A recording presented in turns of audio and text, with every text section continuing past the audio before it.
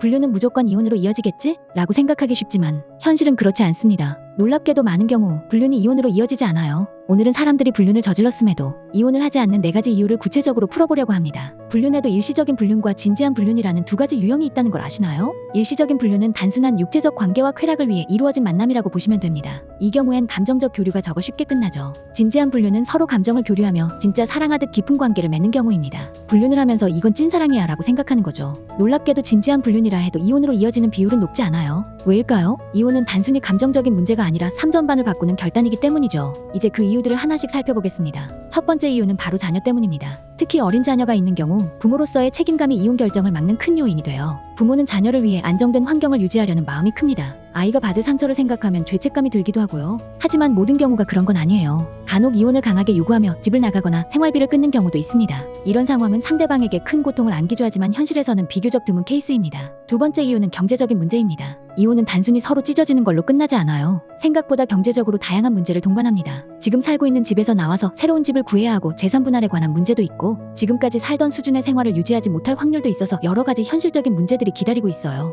지금 하는 불륜이 찐사랑이라고 착각하더라도 현실적인 돈 문제 때문에 정신 차리는 분들이 종종 있습니다. 세 번째 이유는 변화에 대한 두려움입니다. 이혼은 인생의 큰 전환점입니다. 새로운 환경에서의 삶은 익숙하지 않기 때문에 누구나 두려움을 느낍니다. 새 직장에서 잘할 수 있을까? 해외로 이민 가면 잘 적응할 수 있을까? 이런 고민 모두 한 번쯤 해보셨을 텐데요. 이혼도 마찬가지입니다. 삶의 모든 것이 바뀌는 상황을 상상하면 누구나 주저할 수밖에 없죠. 심지어 주변 사람들에게 이혼 사실을 알리고 설명해야 하는 부담까지 더해집니다. 그렇다 보니 많은 이들이 이런 변화를 피하려 하고 결국 가정을 유지하려는 선택을 하게 되는 것이죠. 마지막으로 불륜이 발각된 후 배우자의 태도는 관계를 유지할지 말지를 결정짓는 중요한 요소입니다. 불륜 후 진심으로 반성하고 사과하는 경우라면 상대방의 마음이 어느 정도 풀릴 여지가 있지만 네가 문제야 라며 책임을 전가하는 태도를 보인다면 관계 회복은 더욱 어렵겠죠. 결혼 생활은 단순히 사랑만으로 유지되지 않습니다. 신뢰와 책임 그리고 노력까지 필요한데요. 상대방의 태도는 이런 신뢰를 다시 세우는 중요한 단서가 될 수 있습니다. 오늘은 불륜에도 불구하고 사람들이 이혼하지 않는 이유를 살펴봤습니다. 자녀, 경제적 문제, 변화에 대한 두려움, 그리고 배우자의 태도까지 결혼 생활은 단순하지 않다는 걸 다시 한번 느끼게 되네요. 그리고 여러분은 이런 상황에서 어떤 선택을 하실지 댓글로 여러분의 생각을 나눠주세요.